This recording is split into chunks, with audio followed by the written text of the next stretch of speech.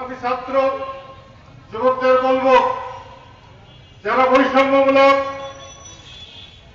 বৈষম্য বিরোধী আন্দোলন করেছে, তারা পৃথিবীতে একটা ইতিহাস সৃষ্টি করেছে, কিন্তু তারা যদি এটাকে নিয়ন্ত্রণ করতে না পারে, আজকে হাসিনার দশা যা হয়েছে, তাদের দশা এর থেকে কিন্তু ভালো হবে না। সেই জন্য ছাত্র বন্ধুদের আমি অনুরোধ করব, আমি ছাত্র বন্ধুদের যে সরলতা দেখেছি, যে সততা দেখেছি, গত 30 বছরে এই চোরের শাসনে তা দেখা যায় নাই। প্রত্যেকদিন গাড়ি খুললেই টাকার বস্তা পাওয়া যায়। সব মন্ত্রীরা চোর। চুরি করার জন্য মানুষের তাদেরকে নেতা বানায় নাই। সবসময় কাজে কাজে বলতেন, আমি ভাতের অধিকার কাজ করেছি, ভোটের অধিকার কাজ করেছি। সব মানুষের ভোট চুরি করে ভোটের অধিকার কাজ করছে। 3 বার একটা মানুষের একটা ভোট দিতে পারে নাই। সবগুলো মানুষের ভোট দিতে পারে নাই। ঢাকার থেকে প্যাকেট করে না ভোট গুনবার সময় গুইনা নিয়ে এমপি হওয়া যায়, থাকা যায় না, পালাইতে হয়। আমি জয়ের কথা কি বলবো? ওকে আমি জন্ম হতে দেখছি। ওর মা বাবা আমাকে ওর দাদা দাদি নানা নানির থেকে বেশি ভালোবাসে। শাহজাহান একটা অন্য ধরনের মানুষ।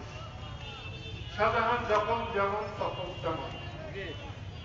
99 সালে ইলেকশনের আগে শাহজাহানের একটা হোন্ডা ছিল। আমি যখন দাঁড়াইলাম, শেখ হাসিনা তাকে আমার বিরুদ্ধে দাঁড় করলো। একটা জায়গায় 2টা হোন্ডা হলো, 2টা হোন্ডার জায়গায় একটা গাড়ি হলো, গাড়ির জায়গায় আরেকটা ভালো গাড়ি হইল। ভোট চুরি করলো। আমি মনে করেছিলাম সখীপুরের মানুষ আর কোনদিন শাহজাহানকে ভোট দেবে না।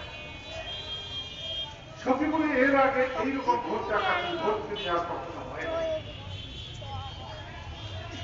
শাহজাহানকে ভোট দেয় না, কিন্তু তার কুমার কি ভোট দেয় নাই? কিছু মানুষ তো ভোট দিচ্ছে। এটা নাকে শেষ দিতে যদি কেউ বলে, তাও আমি বলবো, কিছু লোক তারা ভোট দিচ্ছে। সে চুরি করে জিততে পারে, কিন্তু ভোট কিছু লোক দিচ্ছে। তাইলে আমার দল কৃষক শ্রমিক জনতা লীগ, আমি তো নেতা হওয়ার জন্য, এমপি হওয়ার জন্য, মন্ত্রী হওয়ার জন্য দল করি নাই। দল করেছি গরিব মানুষকে পাহাড় দেওয়ার জন্য, গরিব মানুষের কষ্ট না থাকে, আটিয়া মানুষ প্রদেশের যাতে কষ্ট না পায়, পুলিশের জুলুম যাতে সইতে না হয়, সেই জন্য আমি দল করেছিলাম। কিন্তু আমার মনে খুব আঘাত লেগেছে যে আমার দলের অনেক কর্মীরা, অনেক নেতারা মানুষের পাহারাদার হওয়ার চেষ্টা করে নাই, পাহারাদার হয় নাই।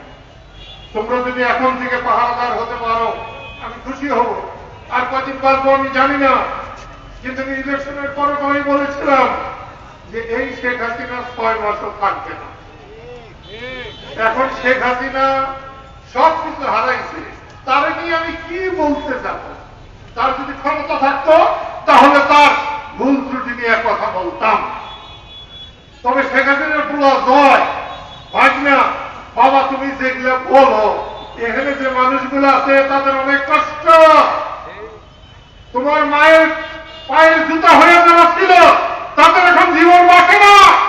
তুমি আর এইরকম সকালে একরকম, বিকালে আরেক রকম বলে মানুষের